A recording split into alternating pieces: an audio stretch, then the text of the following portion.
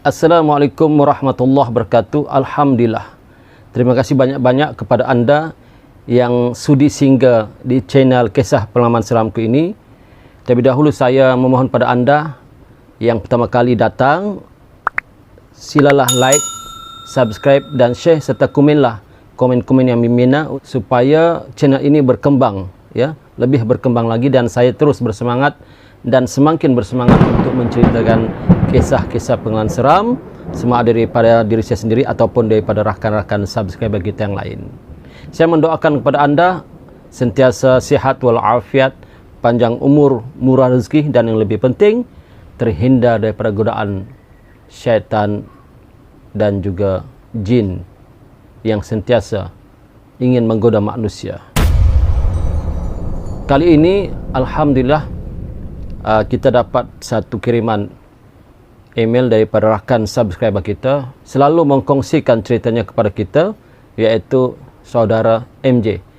Saya ucapkan terima kasih banyak-banyak kepada saudara MJ, dan juga anda di sana, di luar sana, saya alu-alukan untuk sekiranya anda mempunyai kisah-kisah pengalaman seram, ya, yang ingin dikongsikan, sila hantar ke email saya. InsyaAllah saya akan kongsikan kisah pengalaman seram anda itu di dalam channel ini.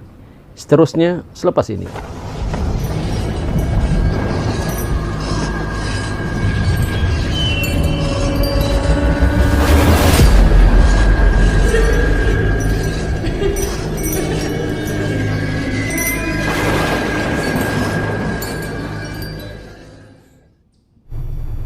Kisah ini terjadi pada tahun sekitar 2004 di sebuah pulau di Malaysia.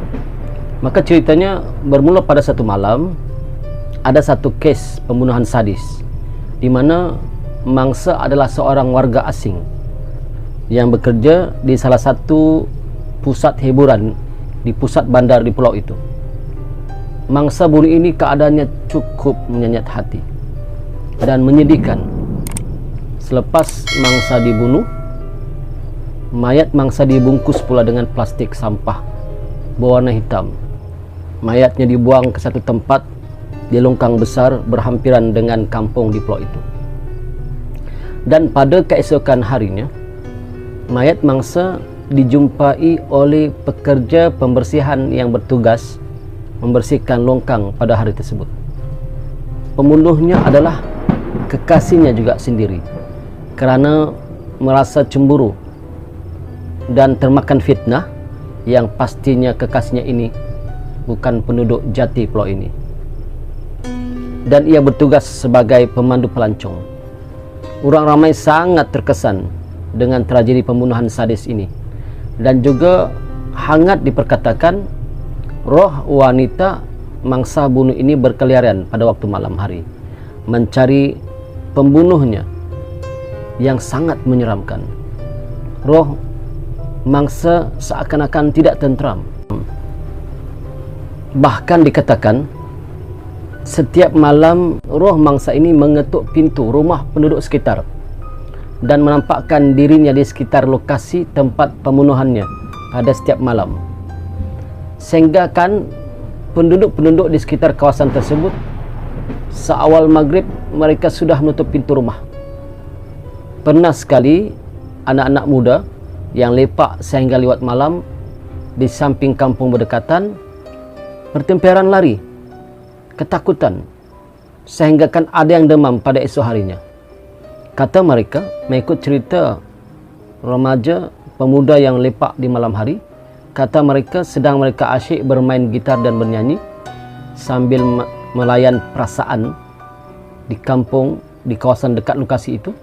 Secara tiba-tiba, entah dari mana datangnya sesosok wanita berbaju putih, labu, panjang sampai ke kaki, kemudian berambut panjang dalam keadaan kusut masai rambutnya. Kemudian yang menyeramkan itu, kata mereka, susuk tubuh itu yang berambut panjang, berbaju putih, labu itu ketawa mengilai di hadapan mereka, yang sangat menyeramkan.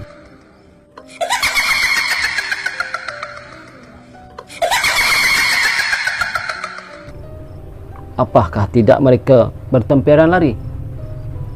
Entah gitar kemana, selipar pun kemana, terus lari langkah 1000.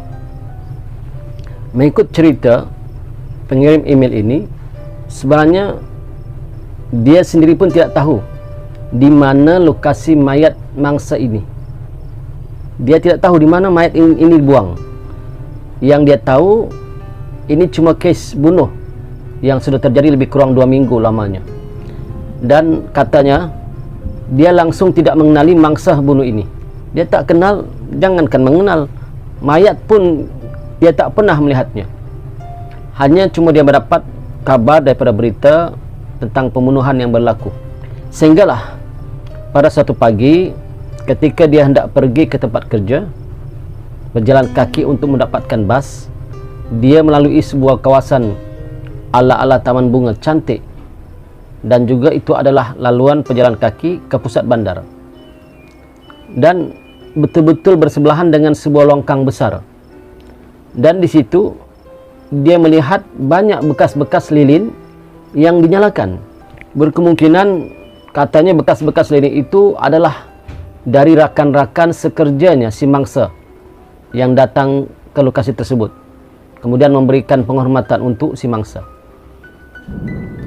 Katanya dalam hati, mungkin di sinilah mayat itu dibuang.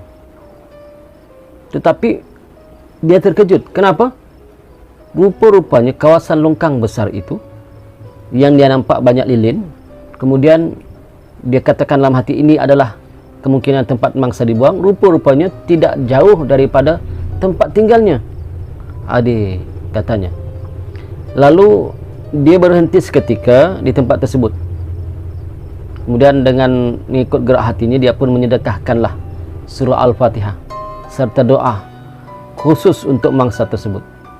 Setelah selesai semuanya, maka dia pun berlalu pergi di tempat tersebut untuk ke stesen bas dan ke tempat kerja. Kebetulan pula hari itu dia balik kerja lewat malam. Selesai overtime jam 10 malam, dia dan rakan sekerjanya singgah sebentar di sebuah restoran untuk mengisi kekosongan perut yang lapar lah katanya. Kemudian selesai makan, jam telah menunjukkan 12:30 malam. Semasa dia berjalan kaki balik ke rumah dan melalui kawasan yang dia lalui pagi tadi itu, terasa seperti ada sesuatu yang mengikuti dirinya dari belakang. Kedengaran bunyi tapak kaki berjalan daripada arah semak samun di sebelah laluan pejalan kaki yang dia lalui. Kemudian dia cuba menengok-nengok ke belakang. Dari arah kanan dan kiri, tak ada seorang pun yang dia lihat. Tak ada seorang pun manusia ke binatang ke yang dia nampak. Tak ada. Namun yang dia nampak hanyalah semak-semak pokok dan pokok-pokok besar. Itu saja. Akhirnya timbul perasaan seram di hatinya. Sebab bagaimanakah bunyi tapak orang berjalan, tapak kaki orang berjalan, sedangkan orangnya tidak kelihatan dan tidak ada sesiapa pun yang ada di belakangnya. Itu menyebabkan dia semakin seram. Berdiri, bulu tengkuknya mengenangkan kisah itu, katanya. Kemudian dia rasa menyesal. Kenapa? Sebab tadi sebelum dia pulang, rakan sekerjanya telah menawarkan untuk mengantarnya pulang, tapi dia tolak pula. Itulah yang menyebabkan dia rasa menyesal. Dia kata, alangkah menyesalnya aku kalaulah aku ikut kata kawanku tadi untuk diantar pulang. Mungkin sekurang-kurangnya aku ada kawan ataupun teman ke rumah. Kemudian sambil dia menoleh ke kiri dan ke kanan untuk mengharapkan mungkinlah ada siapa yang melintas di kawasan ini, namun tidak ada apa-apa. Tak ada seorang pun manusia ataupun haiwan yang lalu di kawasan itu. Ini yang menyebabkan dia makin terasa takut dan gelisah. Bahkan kedengaran terus bunyi orang seperti mengikuti dirinya itu dari arah belakang. Perasaannya bercampur baur masa itu. Bahkan peluh dinginnya membasahi di seluruh dahinya. Semakin cepat dia melangkah, semakin kuat juga bunyi tapak kaki itu mengikutinya. Bahkan terciumlah bau haruman wangi yang seperti bau bunga cempaka menusuk-nusuk hidungnya. Kemudian katanya, kita tiada urusan, jangan ganggu aku, pergilah. Kita tiada urusan, jangan ganggu aku, pergilah. Begitu katanya, untuk menenangkan dirinya dan memberanikan dirinya. Tetapi bunyi itu semakin, bunyi seperti orang berjalan kaki itu semakin jelas kedengaran, dan bahkan kedengaranlah sayup-sayup bunyi seperti wanita yang sedang menangis dari arah belakangnya, di sebelah semak samun dekat dengan rumahnya itu. Dengar seperti seorang wanita yang menangis teresak-esak. Akhirnya sampai jugalah dia ke rumah. Tapi malam itu dia tak boleh tidur. Bahawa pada malam itu dia telah bermimpi. Mimpinya sangat jelas. Dia telah bermimpi dan mimpinya itu sangat jelas, seolah-olah seperti tidak bermimpi. Yang mana dia telah melihat satu pembunuhan yang sangat kejam berlatar belakangkan di dalam keadaan yang gelap. Walaupun dalam keadaan gelap itu dia dapat melihat dengan jelas segala-galanya.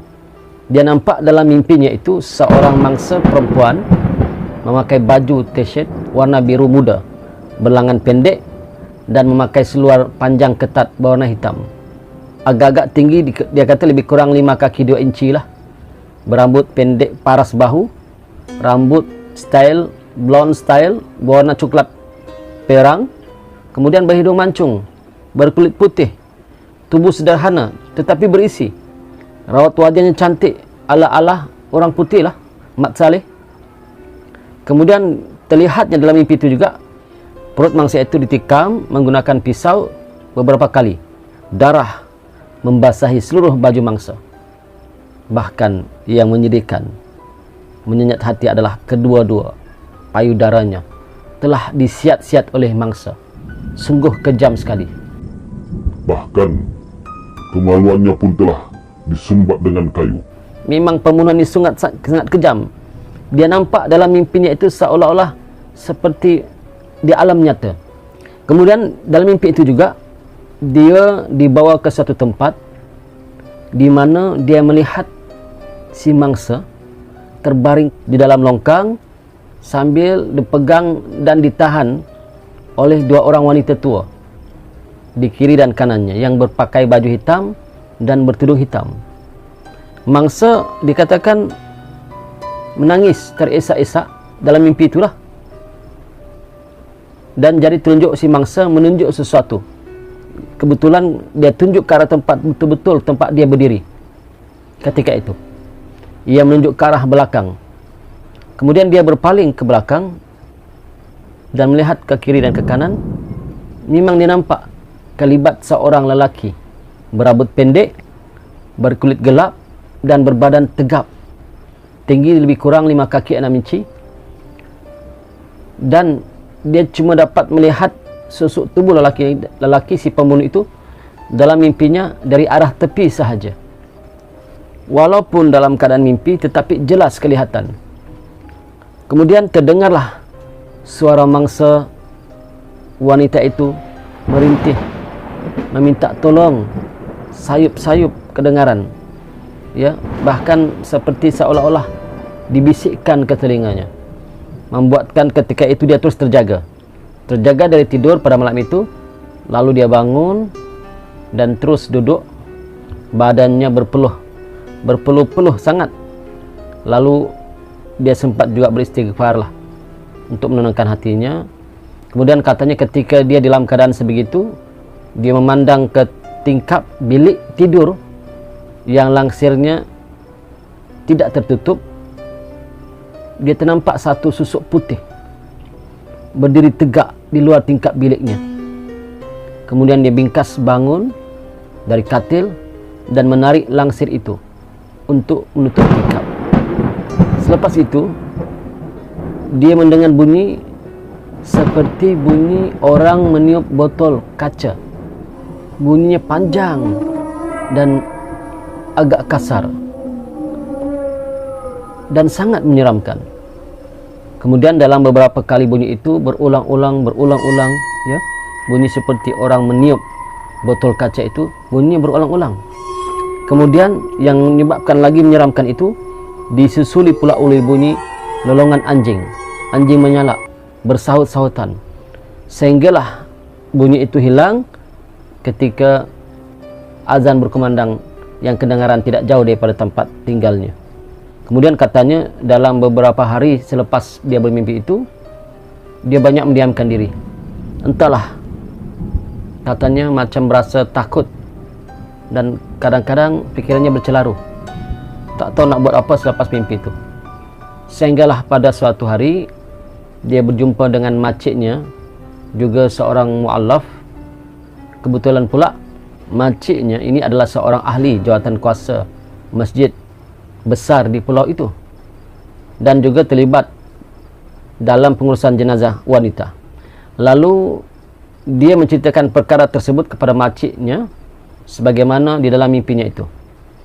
Mengikut apa yang dikatakan oleh makciknya, dia adalah turut serta dalam menguruskan jenazah mangsa pembunuhan itu, dan apa yang dia mimpikan dan katakan itu adalah 100% benar seperti apa yang dilihat oleh makciknya. Dan pembunuhnya juga sudah tertangkap, dan sama juga seperti mana dia lihat dalam mimpinya. Tetapi yang mengherankan si pencerita ini, katanya, "Anti, mengapa saya pula yang dimimpikan tentang perkara ini? Mengapa bukan di kalangan imam kah, ustaz kah, ataupun siapalah yang sesuai? Kenapa saya, Mak? Anti, kenapa saya?" Kemudian antinya hanya mampu menggiling-gilingkan kepala, tak tahu nak jawab apa. Sehinggalah cerita ini masih lagi ada dalam ingatan ya si pengirim cerita ini sampai sekarang. Katanya dia tak tahu kenapakah dia dimimpikan dan dinampakkan seperti peristiwa itu benar-benar berlaku di hadapannya. Dan dia minta jugalah daripada pihak-pihak agama di kalangan ustaz, kenapakah boleh begini? Ya. Jadi itulah cerita yang dikirimkan oleh rakan subscriber kita MG pada kita. Moga-moga cerita ini dapat memberi manfaat dan iktibar bagi kita. Dan kisah ini adalah kisah benar, hasil pengalaman daripada yang menceritakan saudara MG. Ya, sekian. Assalamualaikum warahmatullahi wabarakatuh.